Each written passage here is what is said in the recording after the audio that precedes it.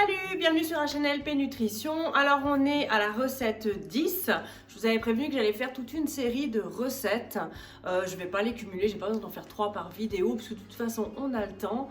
Et je vais en poster voilà, une par jour pendant un nombre indéfini, je ne sais pas encore, on verra.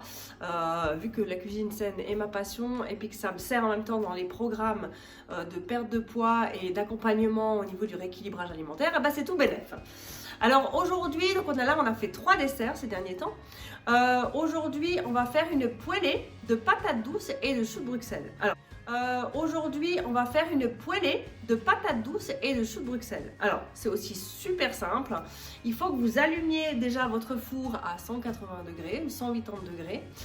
Que vous preniez soit la plaque, moi en l'occurrence je vais prendre un bol, et que vous preniez voilà, la plaque, et puis vous allez voir que c'est vraiment super simple. Alors on va tout de suite commencer par les ingrédients.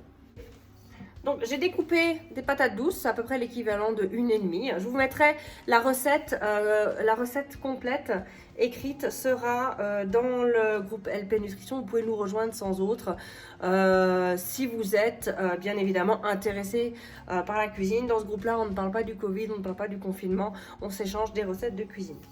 Donc voilà, je mets déjà mes patates douces ici.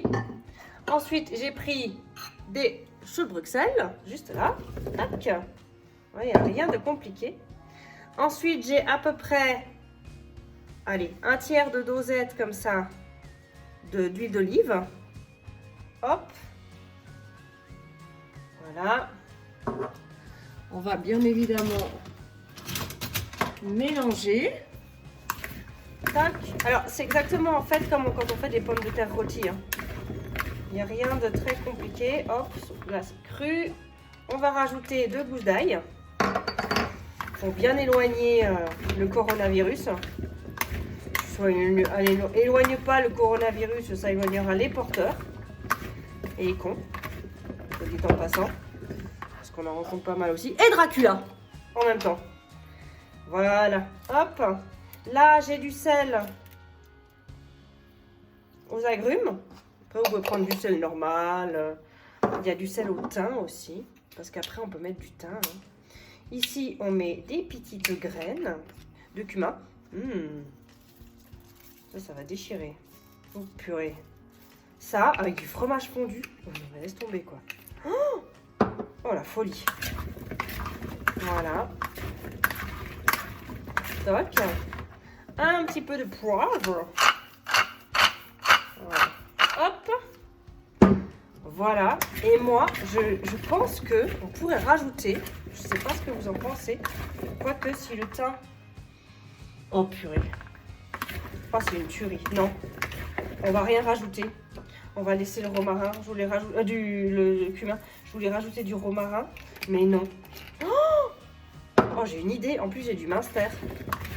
Oh la vache. Ça va se transformer, ça.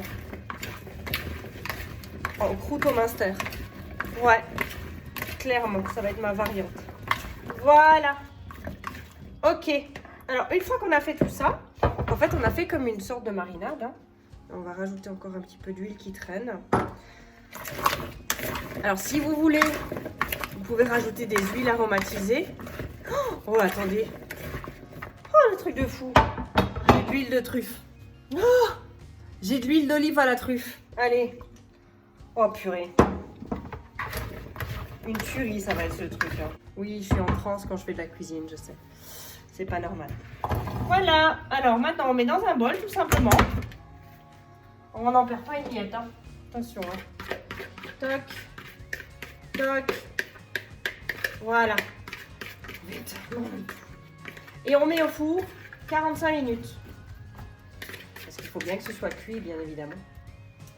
Et voilà. C'est terminé. On met au four.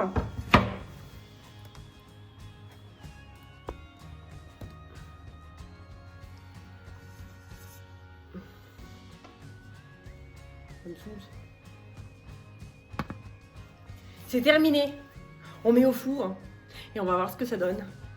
Mais alors je vous dis, je vais faire une croûte. Je vois déjà le truc. Du pain avec ça, ma petite fricassée. Et j'ai du minster que je vais faire fondre dessus. Non mais ça va être une tuerie ce truc, ça va être une tuerie. La folie. 100 jours après. Ciao ciao.